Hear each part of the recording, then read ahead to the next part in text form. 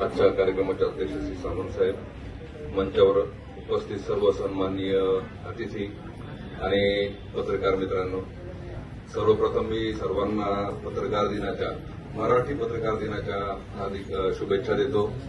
मनापासून शुभेच्छा. नवीन वर्षाच्याही सर्वांना शुभेच्छा.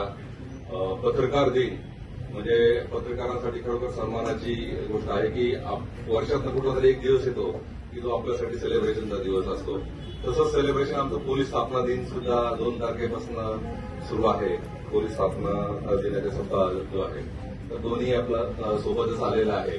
आणि माझ्या मते पत्रकारांचं काम आणि पोलिसांचं काम बऱ्याचशे कामाचं स्वरूप जे आहे ते सारखंच आहे. खास करून जे क्राईम रिपोर्टिंग करतात, बऱ्याच वेळा पत्रकार जे आहे पोलिसांच्या अगोदर घटनास्थळावर पोहोचलेले असतात आणि बरीचशी जी माहिती असते आम्हाला पत्रकारांकडून येत असते. या ठिकाणी असं झालेलं आहे किंवा या ठिकाणी असं होण्याची शक्यता आहे, अशी सुद्धा माहिती जी आहे ती आम्हाला पत्रकारांकडूनच प्राप्त होत असते.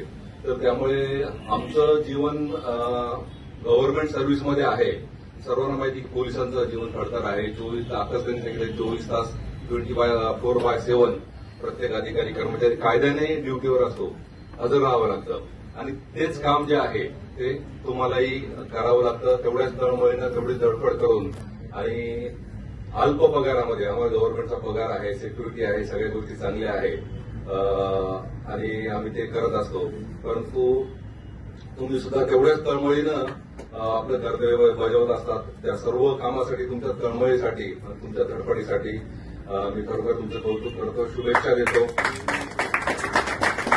आता ज्यांचा माझ्या हस्ते, साहेबांच्या हस्ते, सर्वांच्या हस्ते जो सन्मान झाला त्यांचं पण अभिनंदन करतो. इथं असणारे उपस्थित जे सर्वच पत्रकार आहे, जवळपास सर्वांनाच मी वैयक्तिकरित्या चांगलं ओळखतो. प्रत्येकाचं काम पण मला चांगलं माहिती आहे. तर हा सन्मान जो आहे तो अतिशय योग्य आहे आणि अशी कौतुकाची थाप जी आहे ती कामाच्या बाबतीमध्ये मिळणं गरजेचं असतं. आणि दुसरी गोष्ट म्हणजे आमचे जे पोलीस अधिकारी आहे, पोलीस अधिकाऱ्यांना बोलवून त्यांचंही कौतुक केलं, ते त्याबद्दल मी पण धन्यवाद देतो. त्याला कारण असं की आपण तर काम करत असतो, बऱ्याच वेळा पोलिसांचा जॉब जो असतो थँक्सलेस जॉब असं म्हटलं जातं, ज्याचं कोणी आभार मानत नाही, ज्याचं कोणी कौतुक करत नाही. तर नक्कीच हे आमचे जे दोघंही डिपार्टमेंट आहे, सायबर सेल आणि नार्कोटिक्स, दोघांनी अतिशय उत्कृष्ट काम केलेलं आहे. आताची जर गुन्हेगारी आपण बघितली तर पारंपरिक गुन्हे जर समजा एखाद्या पोलीस स्टेशनला 300 दाखल होत असतील तर 1000 अर्ज आता सायबर क्राईमचे यायला लागले. म्हणजे एवढं प्रमाण जे आहे, जवळपास 50पेक्षा जास्त प्रमाण जे आहे सायबरच्या गुन्ह्यांचं वाढलेलं आहे. आणि त्यामध्ये पैसे मिळवणं अतिशय अवघड असं कारण हे ऑपरेट केलं जातं बाहेरच्या राज्यातनं, बाहेरच्या देशातनं, आणि ते पीडिताला पैसे मिळणं पण खूप अशक्य असतं. परंतु आमच्या सायबर सेलने मान्य सीपी सरांच्या मार्गदर्शनाखाली मोठ्या प्रमाणात चांगल्या कारवाई करून लोकांना पैसे त्यांच्या अकाउंटला परत मिळवून दिले, याचे कार्यक्रम सुद्धा आपण घेतलेले आहेत. नार्कोटिक सेलचं पण त्याचप्रमाणे काम आहे की आपण चांगल्या कारवाया करून म्हणजे देशातील जवळपास देशातील म्हणता महाराष्ट्रातील सर्वात मोठी जी मागच्या वर्षी जी कामगिरी जी आहे ती आपण मीरा भाईंदर पोलिसांनीच केलेली आहे. आणि फक्त कारवाई करणं किंवा गुन्हे दाखल करणं, रिकव्हरी करणं एवढंच आम्ही काम करत नाही, तर अवेअरनेस, सायबरच्या बाबतीत अवेअरनेसचे बरेचसे कार्यक्रम घेतले. नार्कोटिकच्या बाबतीत शाळा कॉलेजेसमध्ये आपण कार्यक्रम घेतले की म्हणजे प्रतिबंध करणं, अवेअरनेस करणं आणि झालं असेल गुन्हे याचं ते उपयोगीचा नाही सुद्धा काम त्यांनी केले. मी सुद्धा त्यांचं कौतुक करतो आणि आपले धन्यवाद देतो की आमच्या अधिकाऱ्यांचं कौतुक देऊन करून त्यांचं मनोबल जे आहे ते आपण वाढवलं. आज पत्रकारिता दिन आहे.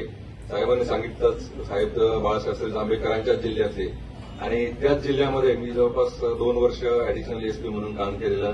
त्या ठिकाणी मी जाऊन आलो. त्यांचे बरेचसे रिलेटिव्ह तुम्हाला ओळखतात, आजही कॉन्टॅक्टमध्ये आहेत. तर स्पर्धा परीक्षेचा अभ्यास करतानाच हे वाचलं होतं की बाळासाहेब जांभेकरांनी 1832 मध्ये पहिलं मराठी वृत्तपत्र जे आहे ते सुरू केलं. त्याचं नाव दर्पण होतं आणि त्यापासून मराठी वृत्तपत्रसृष्टीचा जो आहे तो जन्म झाला किंवा पुढे गेली. तर आपण जर महाराष्ट्रातले किंवा आपल्या देशातले पण जे स्वातंत्र्य चळवळ आणि समाज सुधारक जर बघितले तर पत्रकारितेची भूमिका किती महत्वाची आपल्याला कळेल. आपण बघा, पहिले पंतप्रधान जवाहरलाल नेहरू असतील, महात्मा गांधी असतील, सुभाषचंद्र बोस असतील, लोकमान्य टिळक असतील, म्हणजे राजकीय जीवनाचा प्रत्येक व्यक्ती पत्रकार होता. त्याचा आपल्याला अभिमान वाटला पाहिजे. म्हणजे आपलं काम किती महत्वाचं आहे, म्हणजे राजकीय जागरूकता, सामाजिक जागरूकता हे करणं किती महत्वाचं आहे. डॉक्टर बाबासाहेब आंबेडकर आहेत तिथं. तर सर्व म्हणजे त्यांचं राजकीय कार्य करून, सामाजिक कार्य करून पत्रकारिता सुद्धा करत होते, लेखन कार्य सुद्धा ते करत होते. आणि एक जागरूक पत्रकारिता समाजामध्ये चांगले पॉझिटिव्ह बदल जे आहे ते नक्कीच घडून आणू शकतो. आपल्या देशातील जर समाज सुधारक बघितले, राजाराम मोहन राय ज्यांनी महिलांच्या बाबतीमध्ये असेल, त्यानंतर शिक्षणाच्या बाबतीमध्ये असेल, मोठ्या प्रमाणावर चळवळ केली, देशामध्ये मोठ्या प्रमाणात चांगलं मत